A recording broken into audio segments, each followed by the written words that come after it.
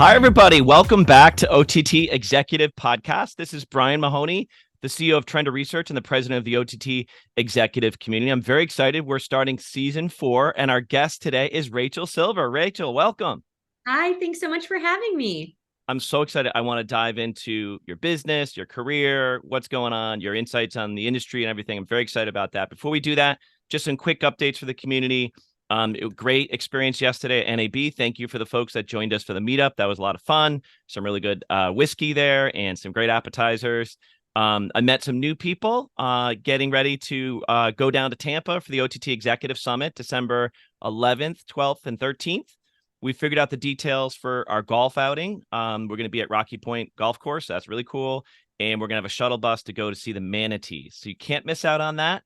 That alone is worth your ticket, right, Rachel? You got to see the manatees. Absolutely.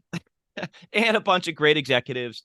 We do this every year. We gather together. It's a very collegial setting, a lot of wonderful people. Some of you won't meet anywhere else. So we're very excited about that.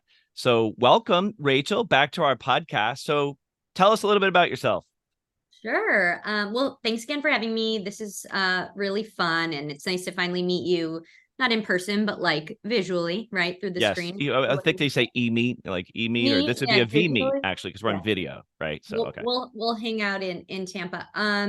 So I'm the founder and CEO of Love Stories TV. We're a media company. We're the best destination in the world for wedding-themed content, social media, and original programming.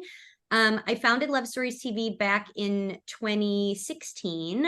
And prior to that, I ran social marketing and community at Birchbox. So Birchbox was a beauty, e-commerce, and subscription company. And we were very well known for our social media and our video marketing. And when I was at Birchbox, I got married back in 2013. Congratulations. Thank you. 10 years this year. Although my husband and I, we met in kindergarten, which is another fun fact. Oh my, we're gonna have to talk about that later on too. I love that. So that's the love stories. But 10 years married. Anyhow, so I met a company, a lot of women, a lot of young women. It was a beauty company.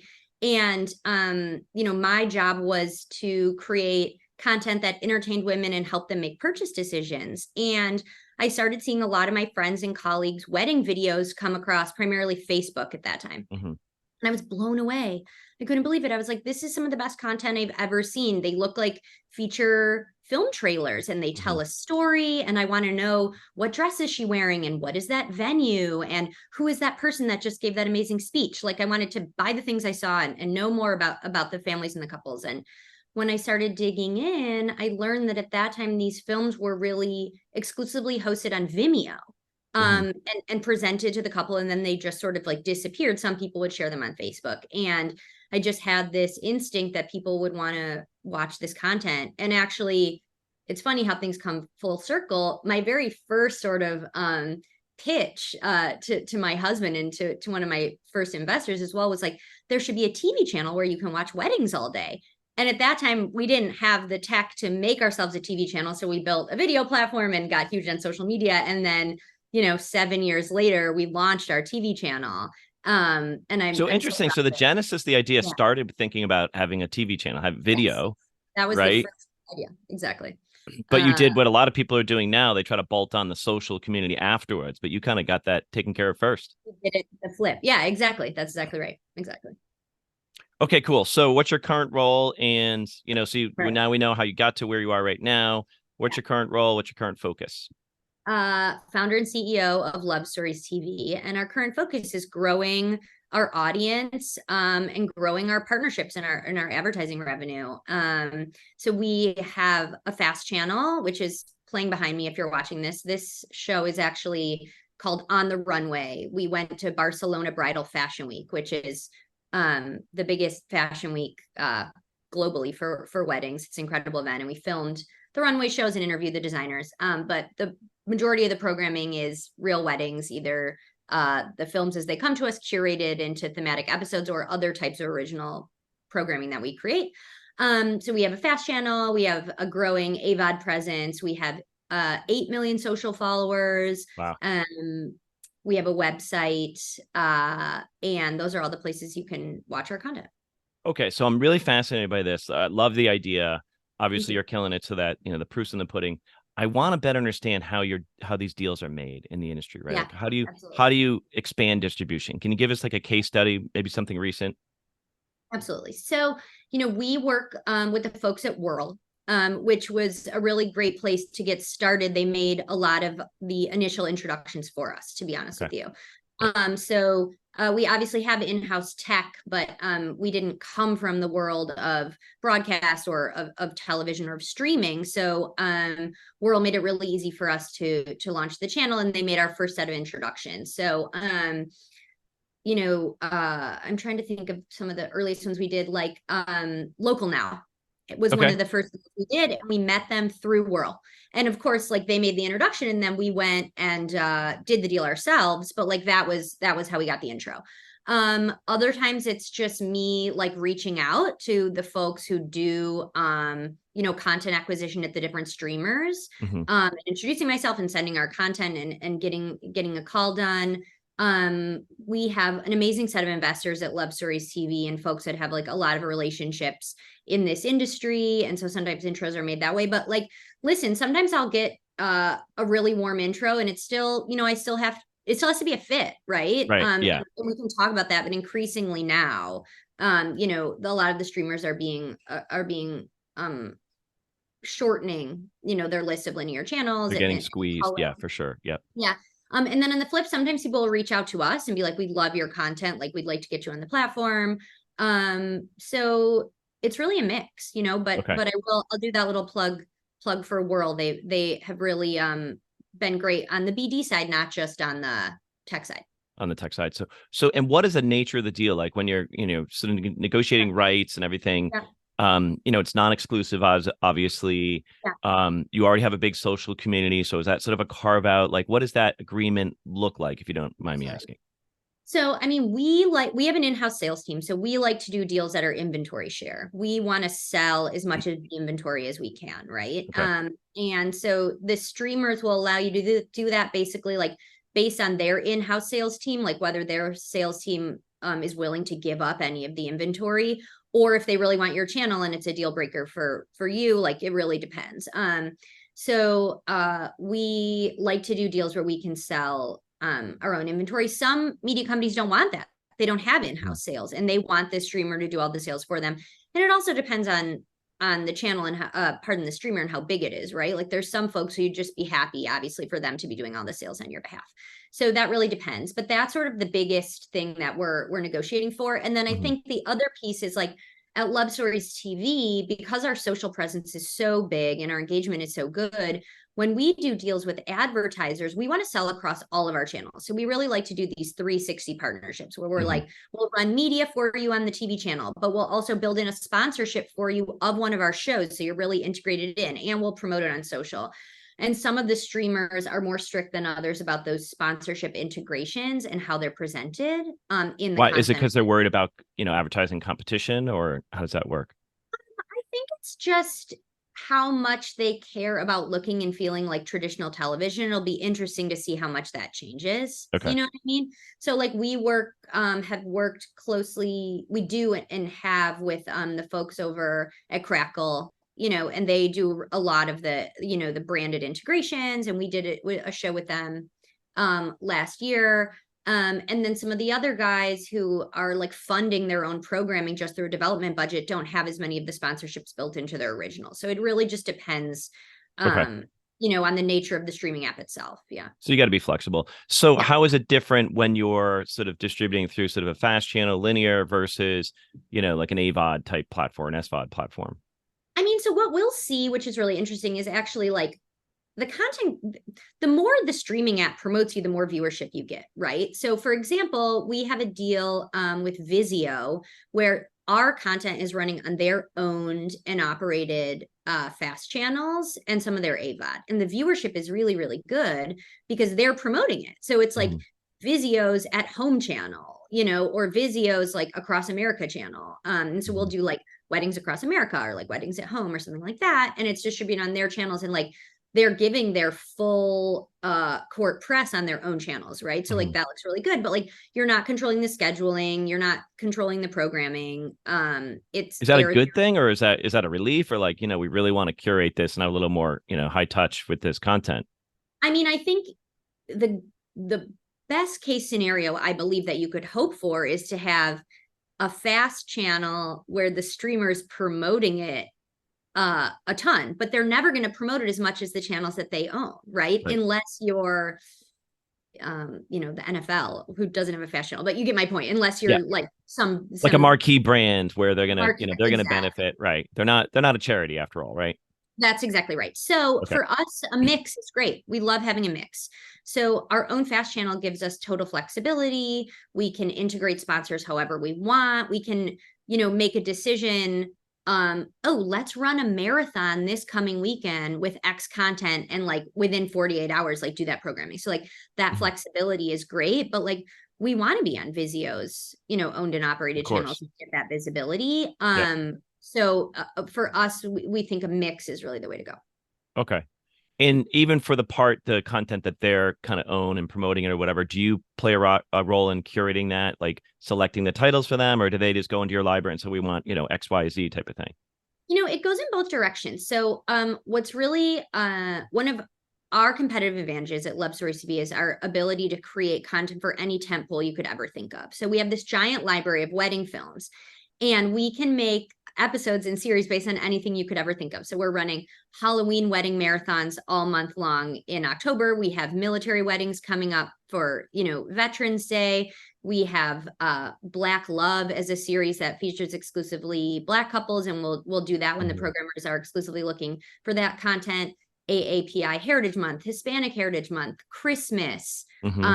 Star Wars weddings for May 4th. Oh my goodness. Um, Okay. You're gonna have to Western point me to some of wedding. that Yeah, content. like we did a Western wedding series to go along with the release of the new Yellowstone season, like anything you could ever think of. So the streamers really like that about us. So they will come to us and all of their other partners and be like, here's the tentpole content we're looking for. And we always have content for them, which is Yeah. great. And then on the flip, we will go to them and be like, listen, October, now it's escaping me which weekend it was. It was like the first or second weekend in October is the most popular wedding weekend of the year. So we did an ultimate wedding weekend marathon with all our award-winning weddings. And we streamed that on our channel, and the streamers picked it up and co-promoted it. And that did really well for them because we did a huge promotion on our email and social. You know what I mean? So it really goes Yeah. in both. So it sounds like it's a real partnership, right? It's not like you just, sign an agreement, they get access to your portal of content, and then it's just hands off. Like you're constantly interacting with your distribution partners. Absolutely. And Okay. we, our team member, Christina, who manages those relationships, is fantastic and spends a lot of time and energy communicating with the streamers, and, making sure they know about our calendar of content. But most importantly, like, what can we do to serve them, right? Because we want them to promote us. So if we know that they have a content, hole or a content need, like that's the best case scenario for us. Right. And the partnership really goes also when they provide the right tools. So for example, like deep linking into our channel just launched on Sling, for example. And so when we did that ultimate wedding weekend, and we have an inventory share with Sling. So we went to our 8 million social followers and our huge email marketing list and said, watch Ultimate Wedding Weekend on Sling, and deep linked into the Sling channel. It was like our best weekend on Sling, in a long time. So we're able to send them viewers if they give us the tools to do that, and they co-promote. Because you don't care, right? It's a revenue share anyhow, right? So it's like wherever the eyeballs are, right? Right, exactly. Well, it's better for us if people watch on a channel where we have revenue share, because then we're sending more impressions to the deals we directly sold, right? Okay. But money is money. If we started making more money from, another channel that was just getting more eyeballs and it was programmatic, like we'd be psyched about that. So Right. So I imagine as you're growing your business, Rachel, you have sort of a dashboard, and you've got all these almost like I'm a Trekkie, right? So Star Trek, deck of the Starship Enterprise, and you're looking at the screen and you see all these different distribution partners, and you see the specials, and there's a calendar, and you see promoted content. Describe that. Do you have that? What does that look like? Is it just a spreadsheet? yeah, absolutely. I mean, listen, so the way we think about it is we want to grow our viewership everywhere because that gives us the most tools in our toolbox to provide solutions for our partners. So like I said, most of our deals that we do are 360. So we're not selling people just media or just commercials. Mm-hmm. One, because we're one fast channel. You have to have sort of like a pretty massive scale to do deals that are like exclusively media. And even the streamers that are much bigger than us, like they have these networks, right? They're selling across tons of inventory that they don't even own. So we try to do everything 360. And so we want our viewership on YouTube to be really, high and have deep engagement, and on TikTok and on Pinterest and on Fast and on AVOD. So we can go to our brand partners and say, okay, we're going to run a pets in weddings marathon for you on our Fast channel. We did this recently with a partner, and that's going to run all weekend. It was with Generation Tux. They're a suit provider. And so we did a pets and weddings marathon, and it ran all weekend. It was brought to you by Generation Talks on the TV channel. But then we promoted like viral wedding clips featuring pets, on all of our social channels, and said, go watch more of this, brought to you by Generation Talks, right? So it's like really important to us. You don't just want one channel with a ton of viewership. You want your whole ecosystem to have a ton of viewership. So the brand benefits, you're drawing traffic to your content, you're pulling people into the community, they're watching more. So it's a virtuous cycle is what you're saying. That's exactly right. Exactly right. Okay. So tell me more about the advertising strategy. And, so you mentioned some of the brands, working with them. Obviously, that's really important. That drives your business. How hands-on do you have to be with that? Do you work through agencies? Are there, tell me, describe that. I mean, obviously there's probably a sort of a portfolio approach too, right? Yeah, absolutely. So, I mean, we love working with agencies because ultimately it's like if we can help an agency deliver results for their client, then we have two happy clients, and those agencies work with other brands as well. So it's just like great. The more people we solve problems for and deliver results to, the more customers we have, and for longer. And so, often with an agency, like I say, that sort of, creates a cycle and a flywheel. So, we definitely work with brands directly. We work with agencies, and then we work with the platforms themselves, right? It's like the platforms act like streaming the social platforms are not that much different than a streaming platform, right? They're running ads in content. So we also have like deep partnerships with them and want to make sure that our content's performing really well there as well. Okay. So let's maybe go upstream a little bit and just talk about some of the major industry trends and some of the challenges in the industry right now. This whole fast explosion, right? In the last few years, there's a lot of content options out there. Some would say saturated. Some would say consumers are kind of confused. They can get access to the same content through different channels. How do you think that's going to play out over time? First of all, how does it affect your strategy and the decisions you make? I mean, I imagine at some point you're going to get to like the 99th distribution partner, and you can be like, no, we kind of covered all our bases there. That's just going to confuse consumer. Or will you ever get to that point? It's not something I worry about. And frankly, I think people who are worried about oversaturation are thinking about it incorrectly, because the best user experience is on TikTok, right? And there's unlimited content on TikTok. They're just delivering you what you want to see, right? And so like you and I will open our TikTok for your page and see totally different content, right? And that doesn't matter. Like all I care is that what I see. Like here's something I think is really funny, and I've used this example before. I am rewatching Gilmore Girls for the billionth time. Okay. And so I open my Netflix every night to like watch an episode or two of Gilmore Girls. And every night it is trying to get me to like watch something else, like as the header. Like, and no, I'm good right here. Right. I'm like, guys, like I'm in the app, I'm giving you my money. Like, why aren't you just opening directly into Gilmore Girls? Like I've watched it every night for a month. Right. And Netflix is doing a pretty good job with the UX, like, but even still, right? And so my point is like, I don't think having too much content is ever a problem. You need to have some quality control. You don't want to have anything like dangerous or offensive or garbage. And like that is something TikTok and YouTube really, have to deal with. But the streaming platforms, like the difference between having 400 channels and 500 channels when you have a team that's reviewing them all is like totally manageable, right? What I mean? Like not everyone has the tech to get their content onto your fast channel. So the more, and I think that, the more types of content you have, like the more opportunities you have to have different audiences. And then you have all these people out there promoting on your behalf and trying to get viewers to your platform. So to me, it just like doesn't make a ton of sense, sort of like that culling. Okay. Yeah. I think there's an argument to be made for exclusive content, but and to finish my thought and answer your question, like it all just comes down to search, right? So you open your Roku and you're like, I want to watch Harry Potter, or I want to watch Die Hard, or I want to watch Gilmore Girls, or I want to watch Love Stories TV, like whatever it is, and you search for it, and you're going to go watch it in the easiest place to watch it. And you are either like, and the least costs, right? Or if you don't want ads, then maybe, cost, yeah, okay. I think ease is becoming more important because there's so many low cost or free options now. So you're like, oh, I remember I watched something else on Freevee last month that was really easy. They didn't make me log in, and I was able to find what I wanted really quickly. You know what I mean? Or you're going to be like, oh, it's on Prime, and I already like am a member of Prime. Like, I think ease is something people don't talk about enough. I think cost would past cost. So let's assume that problem is overblown, right? And I think you're making a great argument for cornucopia content is great, especially when you get your comfort content, Gilmore Girls. That's all you really want, and that's how most consumers think. Like something triggers a synapse in their brain, and they're like, I want to watch this kind of content, and just let me find it. A lot of that experience, though, is predicated on the fact that you have to have good analytics, good recommendation, good personalization. They have to know who you are. And there's two sides of that. One is the consumer experience, and the other is, making your advertisers whole and giving them the right data to show that those ad impressions actually happen. So let's take the consumer side first. How important is it to have that sort of personalization? What do you see as sort of the state of the art? What role does AI play in the future?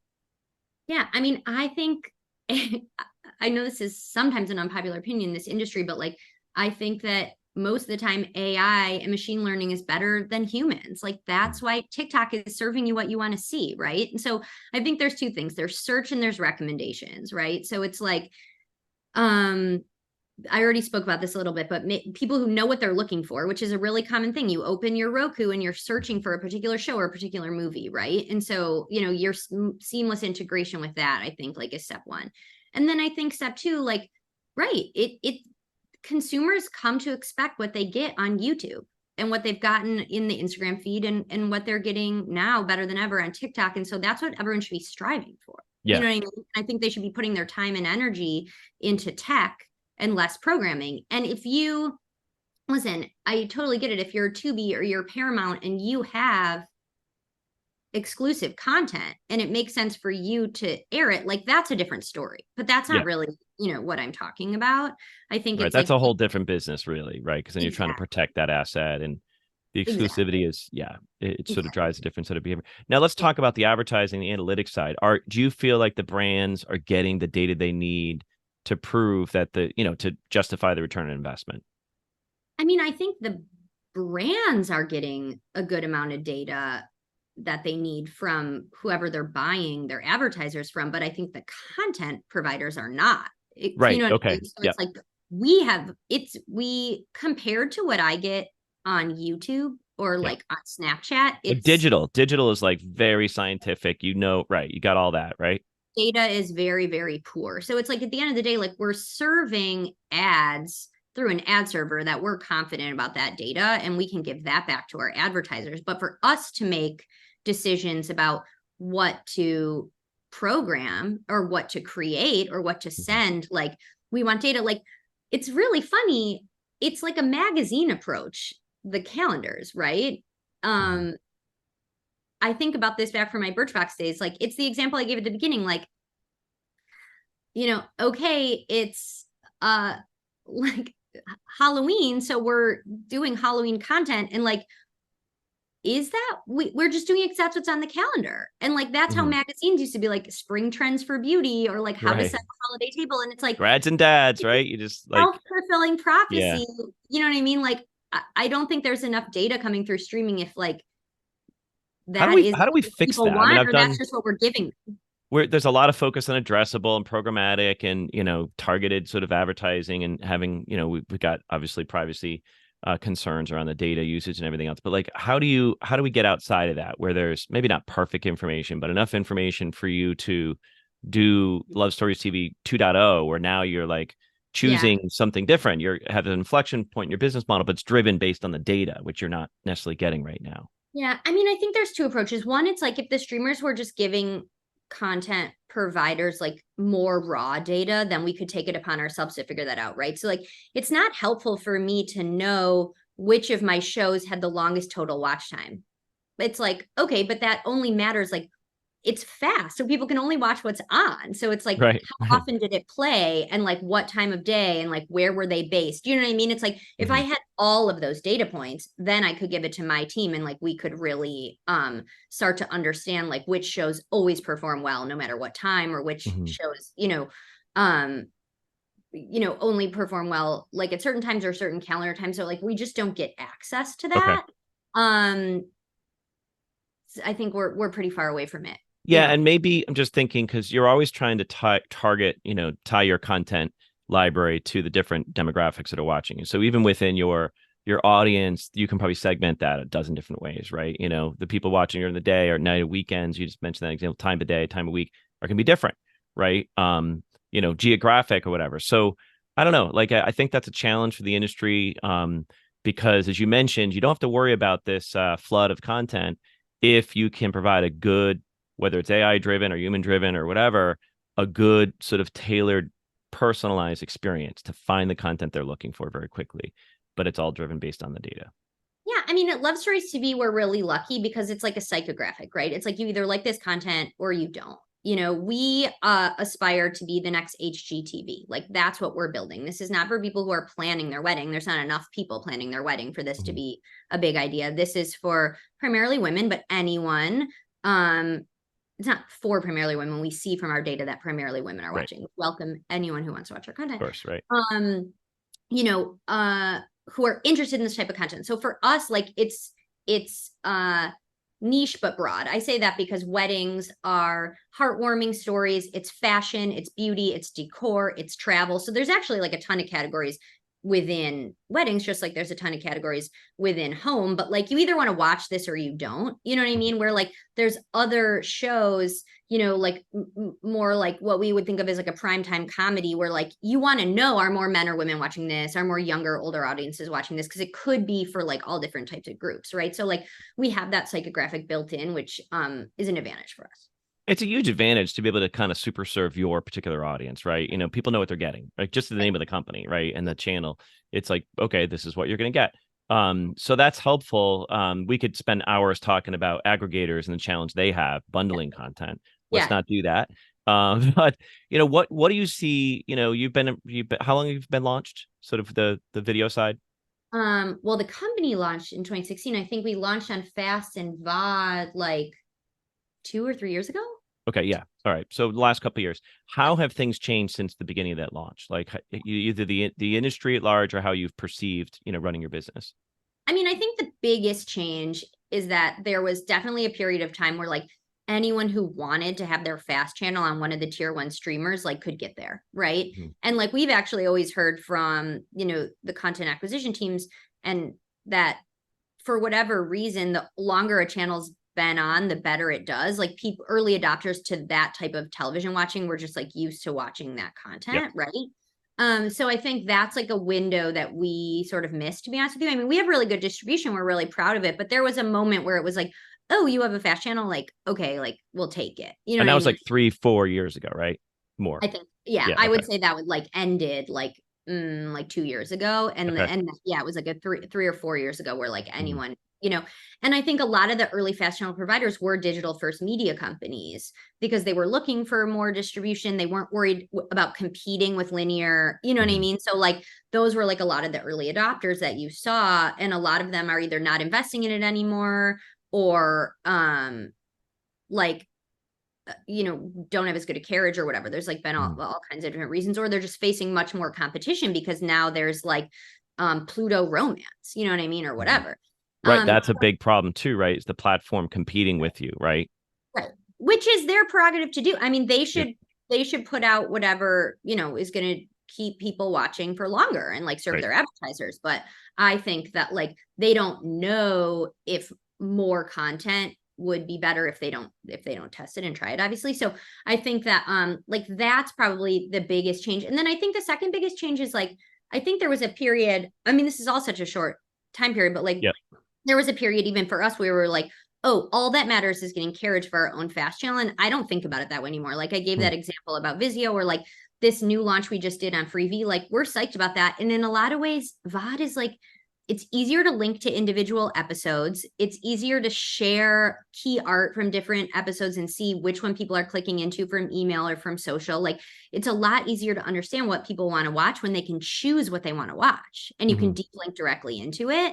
And, you know, I said this the other day on a panel, which is like linear viewing is not exclusive to fast. Like if you've ever watched anything on Netflix, if you've ever watched Stranger Things and just let one episode play after another, like that's linear.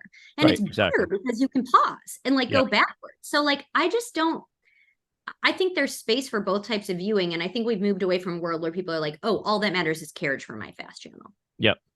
Yeah, and as we said at the beginning, I'm doing research. Let's talk about communities a little bit. I'm doing some research here in the space, and we're going to be talking about it in Tampa. Yeah, And you're going to be on that panel, which is great. So, I think that the industry is struggling to understand that this sort of stovepipe of just video content, managing their library in a vacuum without looking at the larger context of what their viewers are doing, social, gaming, whatever, doing the laundry, whatever that. There's money being left on the table, right? When it comes to merchandising, when it comes to advertising, when it comes to just greater engagement. You guys started from that era, that sort of starting that vantage point. First of all, do you agree with my assessment? And how does the industry sort of embrace that? I mean, there's going to be some winners and losers, right? I think it's really challenging today to be just a production company. And that used to be a totally different business and a totally different model, where like if you could make great content, the streamers, the platforms, whatever the platforms were in that moment, whether it was cable or whether it was streaming, like needed it, and that was enough. And now it's not enough. Like now you have to be able to bring to the table production capability. Not always. I mean, obviously there are some production companies who are still like the tier one, but I think like generally you need to bring with your content some distribution or some advertisers or some built-in community, which is why Love Stories TV has like been successful and been approached for some great projects, because we have all of that built in. So I think you're exactly right. And it sort of goes back to your point just about data and understanding your audience. Like even though we get very limited data from fast and from streaming, we get so much data from Snapchat and from the YouTube digital world. and TikTok that we feel like we know a ton about our viewership. Yep. That's not even like talking about first party. We have an email newsletter, and we can talk to our users very directly, but like we can take what we see on YouTube and extrapolate that, which is really powerful. Yeah. And one of the challenges for fast too, and I was at NDB yesterday, I talked to a bunch of people in the space, but you might get distribution, you might get your content figured out, curated or whatever. You still need viewer acquisition. You still need eyeballs, right? Totally. And social is a great way to do that, because you've got influencers, you've got these built-in marketing engines for you, right? So you've already got that working for your business. Yeah. I mean, it's like all of our socials, like, want to see more of this forever, like go to our fast channel. You know what I mean? Or now like go watch it on Freevee, which with continuous viewing is basically the same as a fast channel. So that's exactly right. And I think like even though for certain content providers that might not be first nature for them, like you have all this content, you know what I mean? So like if you get the right team in place and the right strategy, like find the best parts, put it in vertical, and like if it's good, it's good. Like that's the thing. And it goes back to your point about curation. Like good content rises to the top. Like that's why we have huge social following, because our content's good, and so people want to watch it, and the more people that watch it, the more people watch it, and then we can tell them, if you want to watch more of this in a longer way, like you can go over here. It's cool that I'm sort of coming up. I'm going to coin a term here: crowdsourcing content curation. Sure. Right? Because that's what you're doing on social, right? They're telling you what they like, right? And then you can be like, oh, those are the right titles. That's the right genre, or whatever. Let's focus on that, and let's put that on the platform, right? Yes, that's right.